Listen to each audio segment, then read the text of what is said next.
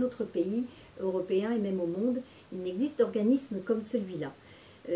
L'UDAF, si je veux le définir très rapidement, c'est une union d'associations qui a pour but général, comme vous le voyez derrière moi, de promouvoir, défendre et représenter les familles sur le territoire du département. C'est donc une union d'associations, c'est-à-dire composée d'associations et de fédérations d'associations ou de mouvements familiaux qui sont donc les membres de notre union. Ce ne sont pas les familles qui adhèrent à l'UDAF, ce sont bien les associations familiales elles-mêmes. Nous en avons actuellement statutairement 35 et nous en aurons peut-être d'autres à l'avenir puisque ce nombre peut évoluer.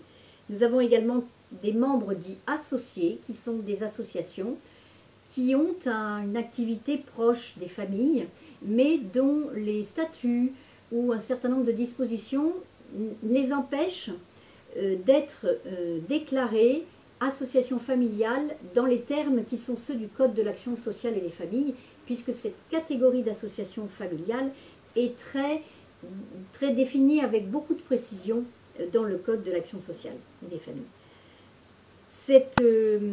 Notre union fonctionne donc sur un mode associatif. Nous avons un conseil d'administration de 28 membres qui sont tous issus des associations familiales qui composent notre UDAF. Alors sur ces missions plus particulièrement, certaines relèvent finalement de celles d'une institution officielle un peu acteur de politique familiale au niveau du département, voire même des communes du département.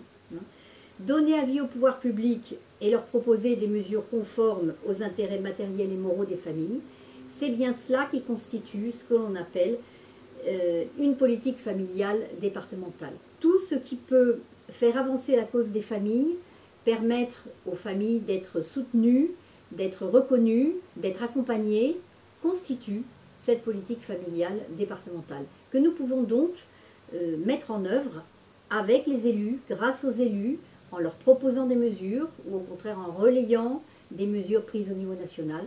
Tout cela constitue donc ce socle de politique familiale départementale. Qu'est-ce que l'UDAF peut apporter aux associations familiales qui la composent, puisque ces associations pourraient elles-mêmes défendre directement, en direct, un certain nombre de questions familiales. Alors, la grande question, c'est qu'est-ce que l'UDAF peut leur apporter et qu'est-ce que les associations peuvent apporter à l'UDAF. En gros, pourquoi ce système a-t-il sa raison d'être? Alors, l'UDAF apporte aux associations familiales très certainement la force d'un réseau. Parce que l'UDAF existe, parce que l'UNAF au niveau national existe, et qu'il existe une UDAF par département. Donc c'est vraiment un réseau, également représenté au niveau régional, qui permet de rendre visibles plus facilement ses adhérents, donc les associations familiales. Je crois que l'UDAF leur apporte aussi une légitimité supplémentaire dans leurs actions au bénéfice des familles, puisque l'UDAF est bien le représentant officiel des familles, un petit peu comme les syndicats sont les représentants des adhérents ou des travailleurs.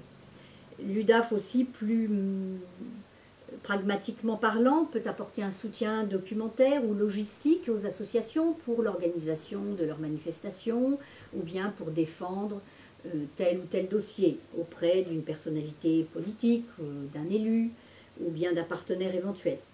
Enfin, l'UDAF apporte également à ces associations un soutien financier, parce que l'UDAF fait partie d'un réseau étant institutionnalisé et bénéficiaire de fonds publics issus d'une toute petite proportion des recettes de la branche famille de la sécurité sociale.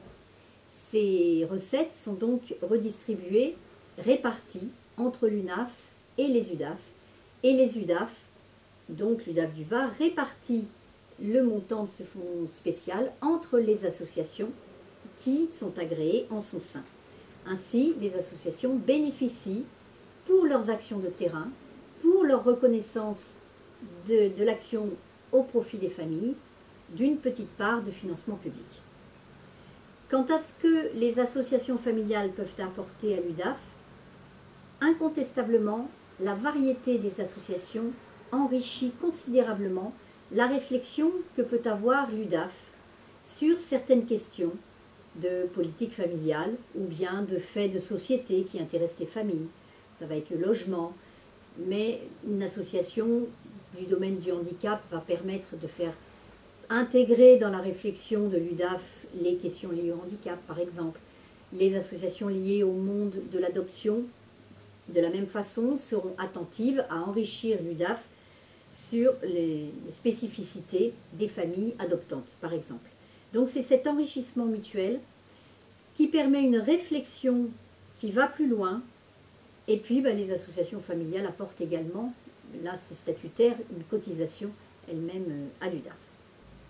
Donc si je veux résumer en quelque sorte, l'UDAF est à la fois une institution officielle, acteur d'une politique familiale départementale, et en même temps une union d'associations qui développe des services au bénéfice des familles, avec un éventail qui peut être extrêmement large, au gré des besoins des territoires, des possibilités des associations, des partenariats éventuels, des soutiens des collectivités publiques également.